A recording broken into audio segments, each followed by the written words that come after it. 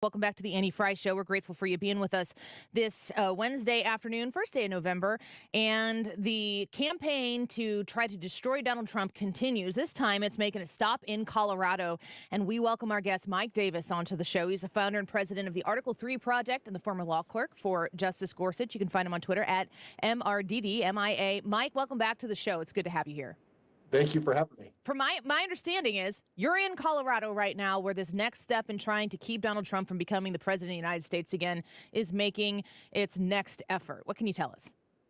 Well, I'm in Denver this week for this trial by these Democrats who are trying to disqualify President Trump from the Colorado presidential ballot based upon a post-Civil War constitutional amendment to disqualify Confederates, fighters who engaged in insurrection or rebellion against the United States during the Civil War. The Democrats have dusted off this provision from 155 years ago, and they think they're just going to take President Trump off the ballot, starting in Colorado, get a bad precedent in a blue state, and then use that precedent in swing states like maybe Michigan. And I'll tell you what, this is clearly illegal. It's clearly unconstitutional.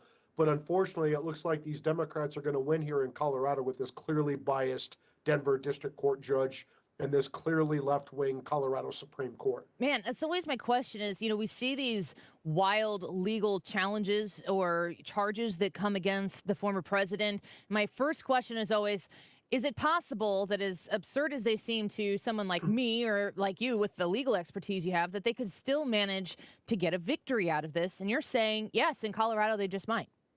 Yeah, they probably almost certainly will, because they have this Denver District Court judge, Sarah Wallace, who just got appointed to the bench by Democrat Governor Jared Polis. She was named in August of 2022, starting in January of 2023. In October of 2022, she donated right before the midterm elections to this Democrat PAC, Colorado Turnout Project.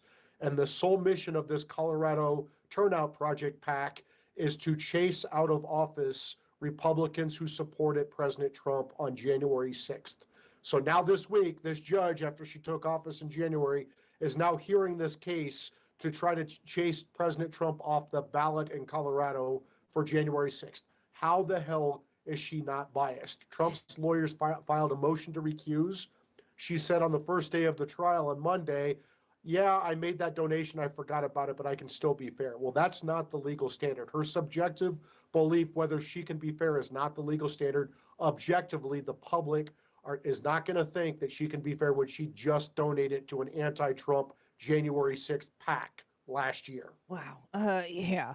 It's very, very frightening for people to remember in their minds that statement from Donald Trump about it's not him they're after the American people.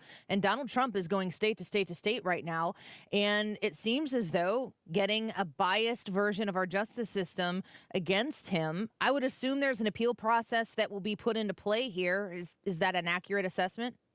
Yeah, I mean, it's an election challenge in Colorado. I'd spend 80% of my time in Colorado. I'm licensed to practice law in Colorado. There's an expedited appeal to the Colorado Supreme Court, but unfortunately, the Democrats dominate every statewide office, just about every office in Colorado, because elections have consequences. And when you go to all-mail ballots and you legalize weed and every dirtball from New York and California moves to Colorado, like cultural COVID, they destroyed Colorado. So there's no chance that Trump's going to get a fair trial with a biased judge. He's almost certainly going to lose at the Colorado Supreme Court. So the Supreme Court of the United States may have to actually put on their big boy pants with their lifetime tenure and pay protection and actually do their job and take a Trump case. Man, 370 days away from the November 5th, 2024 election. And I keep hearing these when I have conversations with you, Mike Davis, other legal experts that we talk to. The Supreme Court is usually a part of the conversation.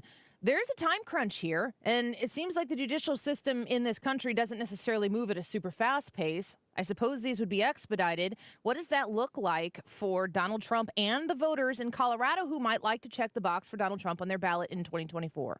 Well, these are Republican tactics by the Democrats, and these Republicans who think this is going away when Trump goes away, they just greatly misunderstand what we're up against. They don't seem to remember that we've had 100 years of Marxism and 100 million people have been killed around the world. These Democrats are playing for keeps, and this is not going to end well. The Supreme Court needs to understand that if the Democrats can throw the leading presidential candidate off the ballot and take that choice away from the American people, we're not going to have a country left when this is done. We're speaking with Mike Davis, and he is in Colorado right now. He's the president of the Article 3 Project. I encourage you to follow him on Twitter. We've talked about, you mentioned January 6th and how this is kind of predicated on the idea that Donald Trump is the genesis of the insurrection on January 6th. What proof do they have that, like, how do they tie that to him legally? He's been impeached for it, and the Senate didn't convict him for it. Where do they get that foundation for this trial?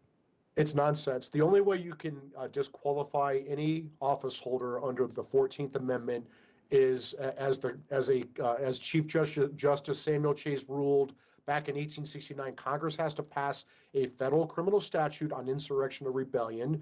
The U.S. attorney has to charge that defendant under that statute. A federal jury needs to find him unanimously guilty with evidence beyond a reasonable doubt. The federal judge has to convict, and it has to be upheld on appeal. That is the only way under the 14th Amendment you can disqualify. The Democrats don't have evidence of insurrection. The Democrats spent tens of millions of dollars with the January 6th committee and tens of millions of dollars with the Biden Justice Department, including Jack Smith.